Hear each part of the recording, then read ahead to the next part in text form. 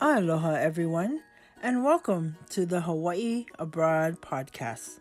I'm your host, Auntie Max, and my intention is to share the voices and stories of Native Hawaiians that relocated from our homeland of Hawaii. I'm here with Nicole Mendez, also known as Koko. She's a beautiful island girl in her early 30s, originally from Oahu. As a child, she was raised on the windward side of the island in Kaneohe. Then, during her years of her youth, her family moved to Honolulu. She's an alumnus of Kamehameha School Kapalama campus, and she's very proud of her Hawaiian heritage. She's also doing very well as a creative and energetic entrepreneur in the digital marketing industry. I'm so excited to be sharing with everyone her journey of how she got to this point in her life as a Native Hawaiian living abroad. Hui, aloha mai, Koko, and thank you so much for joining me today. And she's actually my niece. If I failed to mention that earlier, she may say that she's my favorite niece, but really I love all my nieces. So thank you again, Koko, for being here today. Don't believe her, everyone. I am the favorite. I'm the first. I'm the favorite. Yeah, okay. Well, with that, before we dive into the questions that I have for you, I want to give you a chance to share with us a little bit about your journey on how you relocated and how you became now a resident of Las Vegas, Nevada. Yeah. So this story it's I guess kind of loaded question, but not really. Initially, I left home to attend school at University of Northern Colorado, but eventually fell in love and met with my husband today, and just kind of stayed. Our journey stayed in the mainland and ended up here in Las Vegas, Nevada.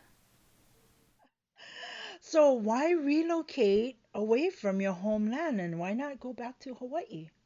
Um, so this this is a good question because the funny thing is, so my husband Leo, he is not native Hawaiian. He actually is Mexican Guatemalan. Um, he's been to Hawaii, and ever since we first got married, he would constantly nag me, "Oh, are we going to move back to your home?" Because he knew that's the ultimate goal. Um, my biggest thing, especially we got married, I'd say fairly young, not super young, but we still weren't in a place where I feel like we were financially fit to be able to live back home. And from someone who was born and raised there, and even going into adulthood, I have to say, I did it. I lived there even on my own, taking care of my bills, having a car, of course, having two jobs, like the majority of us back home. But I couldn't fathom having to do that and be married to the love of my life as well and not get to see him on a day-to-day basis.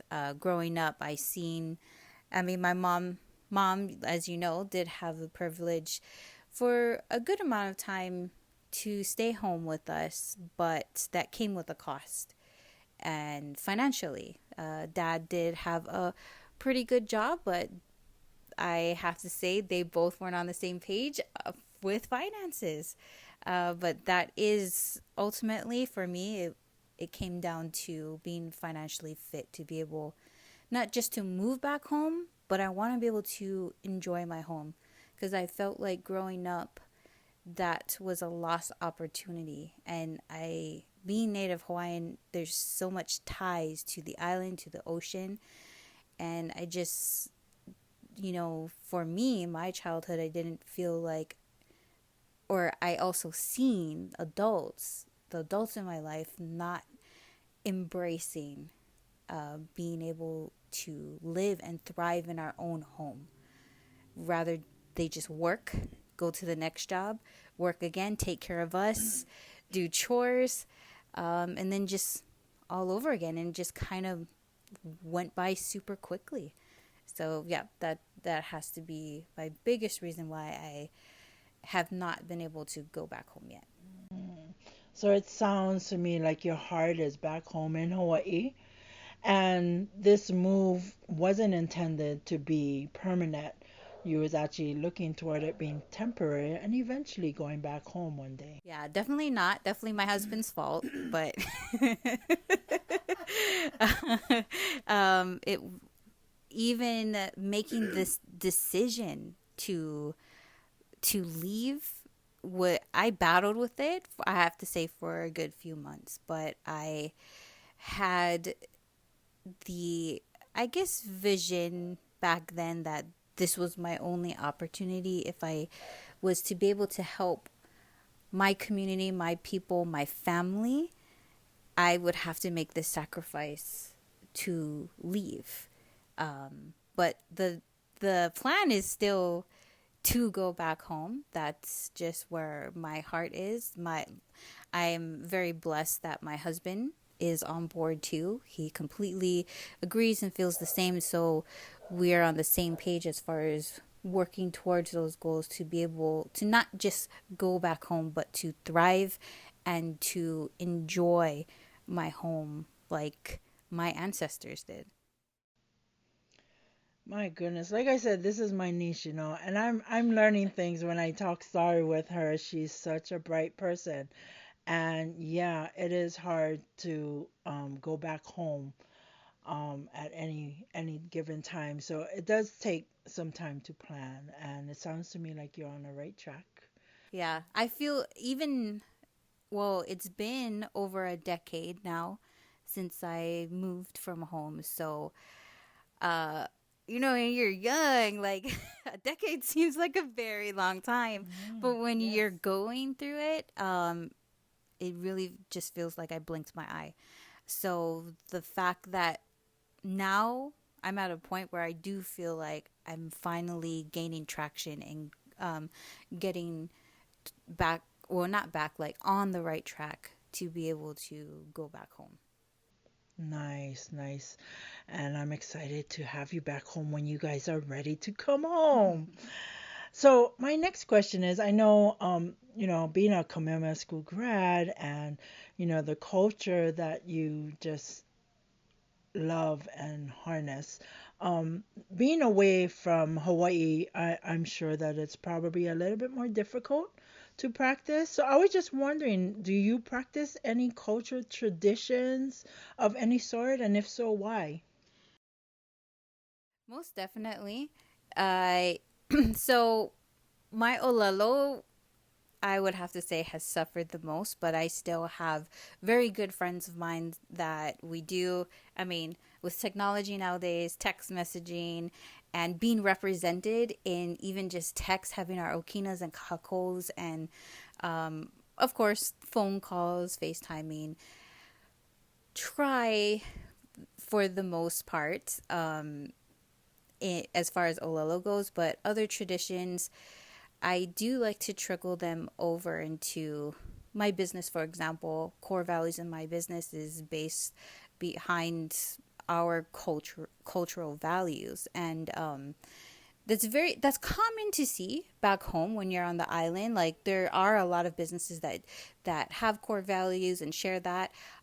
It's very different when you're on the mainland. It's a completely different world, and people, are not quite educated on those things. So I do incorporate that not only in my business, in my marriage, in my relationships, but even uh, my husband, who's non-Hawaiian, also knows how to pray in Hawaiian. Like, just things like that I try to incorporate, but I have to say that's probably, to the extent, it's just hard, especially in Las Vegas. This is a desert, so I mean, planting, when Papa was here, then I had access to dryland kalo and things like that. But he went back home, so don't really have access to those types of things anymore.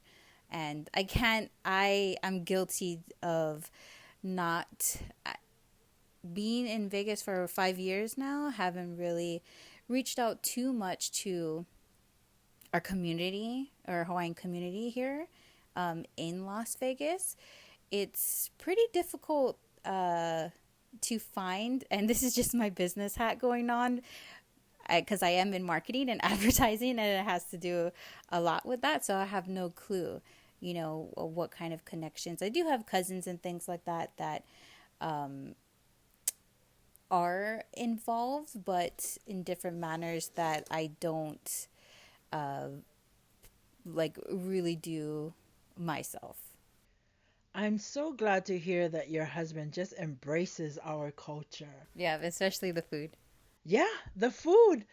I go to Vegas pretty often throughout the year, and I'm surprised on how much Hawaiian food there's up there. The places that you can go and get a mixed plate or your poke. Oh, the poke is for die for. That is my weakness. I love my poke in Hawaii or in Vegas. I love poke, right? But that is awesome that he embraces our culture. I'm so Yeah, I'm glad. very blessed. Yes, yes. But since you brought up that topic about your work and with in digital marketing, is that Yeah. what it's called? Yeah. Well, could you share with us a little bit about it? What is digital marketing?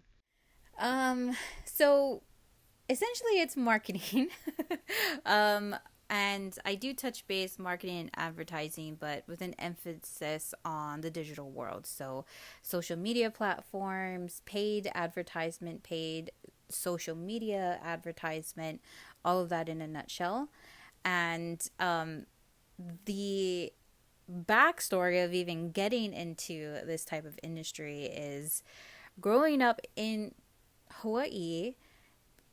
Aside of us being such a tiny island, there's a lot of really great restaurants, mom and pop shops, and things like that. Throughout the years, you see them just close down, and it's sad because it's a part of like us and growing up and things like that. And just my outside perspective, a lot of it had to do with the marketing and advertising. It could have been um, business savvy as well, but I truly believe that no matter if you're on a tiny island, if you're small business, a medium sized business, everything comes down to how you plan out your marketing plan. And and marketing, there's a lot uh, deeper into it, which is exactly how you see these big brand companies stay relevant, because they really dive deep in, who they are, what their commitment is to their audience, and who they serve. Anyone can actually start a business. You don't even have to go to business school to start a business. But if anything has proven, especially going through this pandemic, the ones that you've seen sustain or thrive or get through the pandemic are those who really took the initiative to focus on their digital presence, and that all goes back to marketing. Definitely, definitely. And I think one of the benefits to digital work is that you can do it from anywhere. I mean, you can be back home in Hawaii or you can be here in Nevada or anywhere in the world. Just being a beautiful young native Hawaiian girl like you can Yeah. still work anywhere you want to. That was definitely part of the master plan. Especially my background is with ABA therapy and working with kids with autism.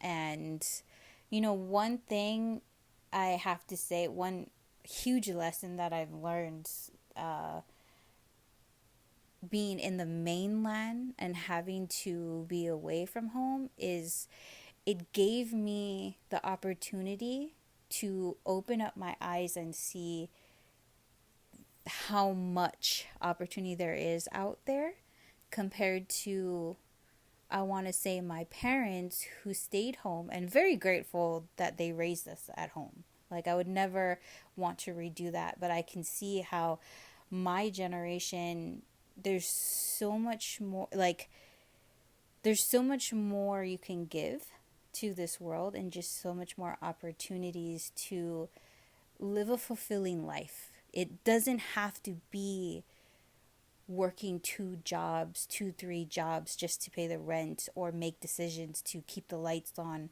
or or like, I don't know, pay for your kids' PAL league or something like that, you know? I think that's actually something that I hold on to, because I get homesick a lot. I really get homesick a lot. So when those times I do get homesick, I remember that it could have been different. And there may be people out there listening to this right now that you feel that way. Like, there has to be so much more to life than having just to work for somebody else, and or feel like you're tied down because you're trying to take care of your family. You're trying to take care of your kids, kids, and in some cases, your parents or grandparents, you know? So I'm grateful to be able to see that there's a world beyond that.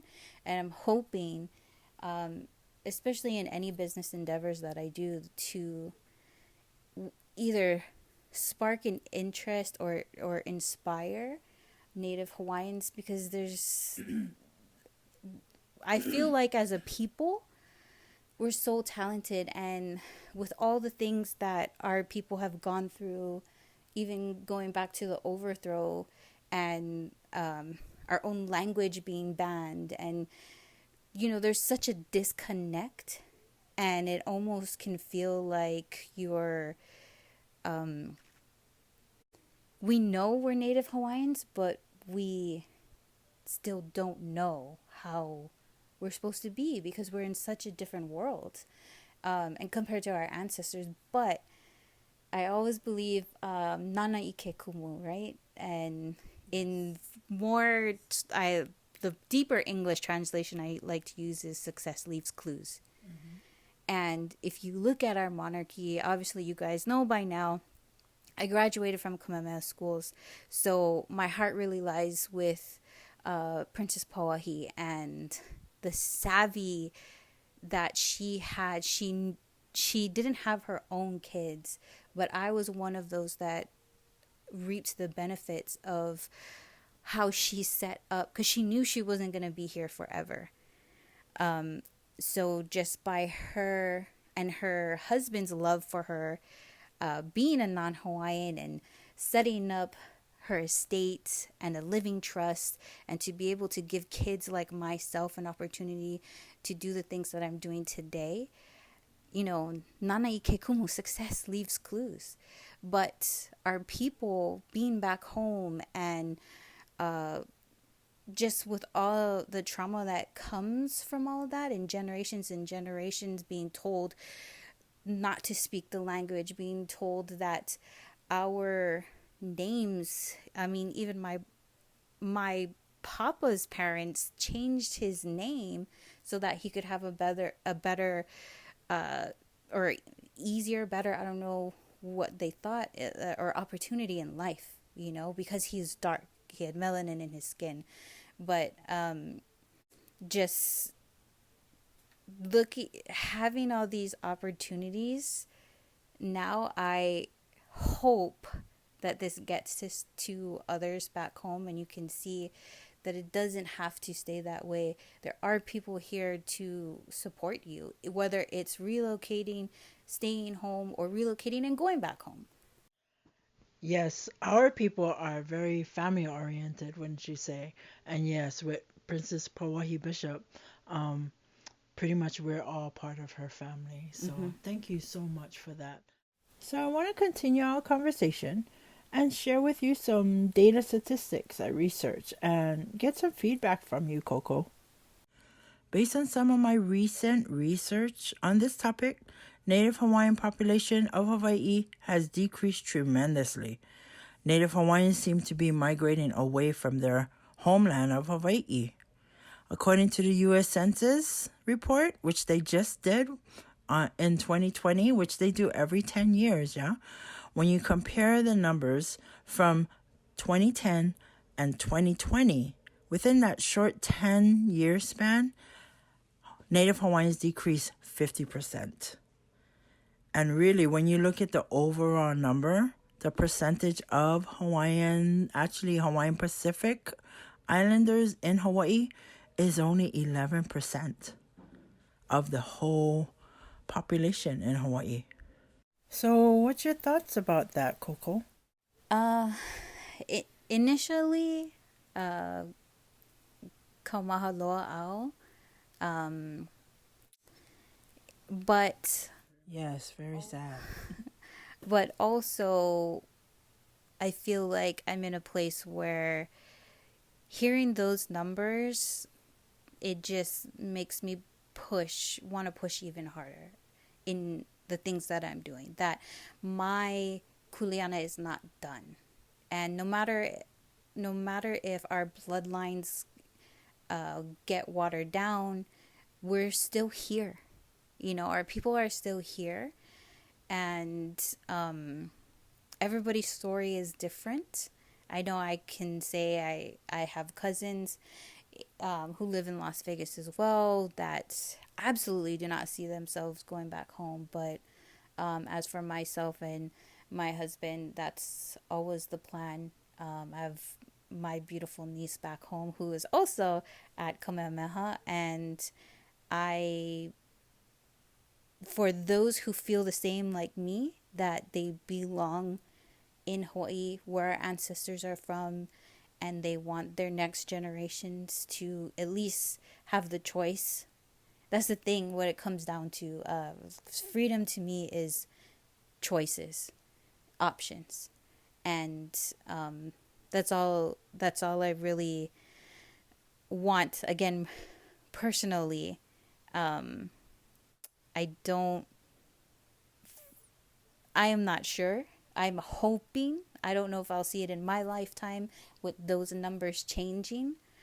But I say before I go, I might as well go out with a bang, and that whatever I do is just planting a seed, and hopefully it can be passed on, or someone else can take the baton. Definitely. Thank you so much for that.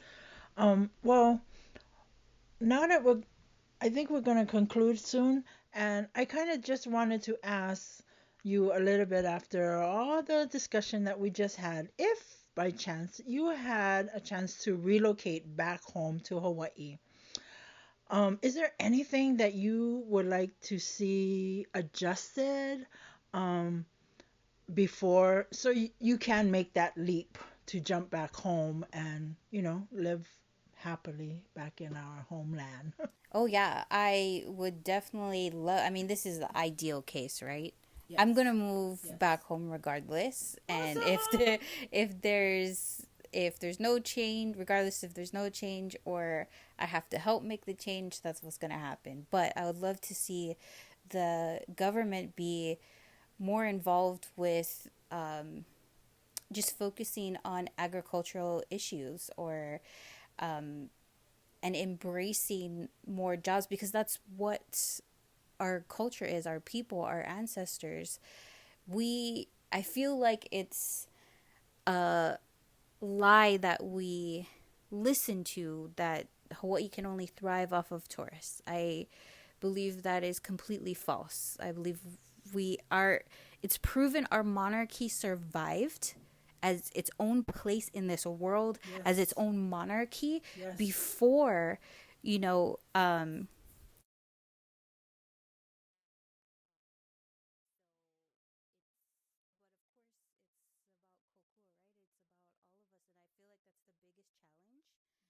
believing that lie, that all our people is good for is just to work 2-3 jobs and so make the rich richer. If you really study how our ancestors, how our monarchy, ran things, that was far from the truth.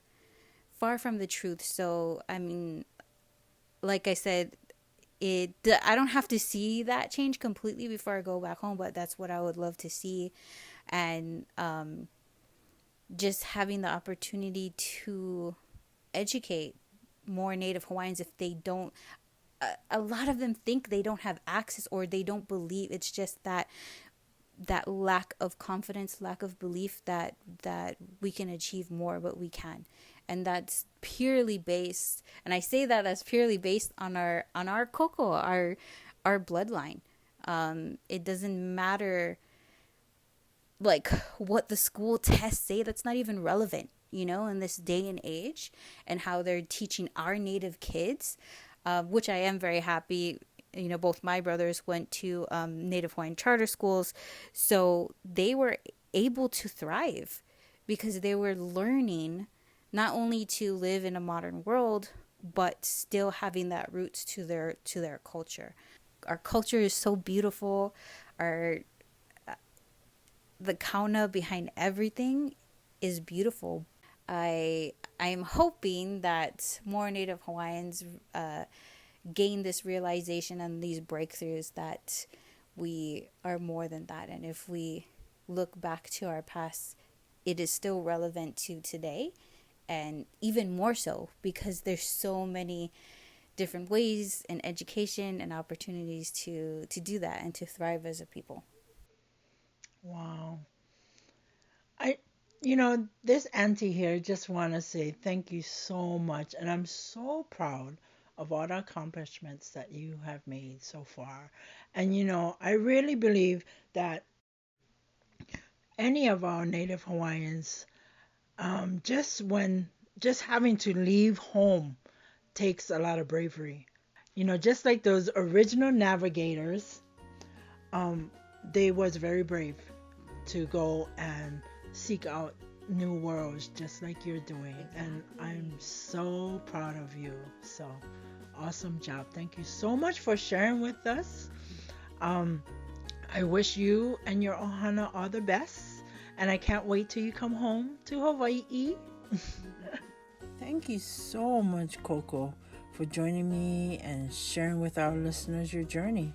Yeah, mahalo nui for having me, Anake. Regardless where you reside, I'm convinced that the aloha spirit that lives within you will continue to represent our homeland of Hawaii very well. Mahalo, mahalo, mahalo. And to my listeners out there, thank you too for listening. Hope you join me again when I speak to more Native Hawaiians and hear their stories on living abroad. I'm Auntie Max signing off. Aloha.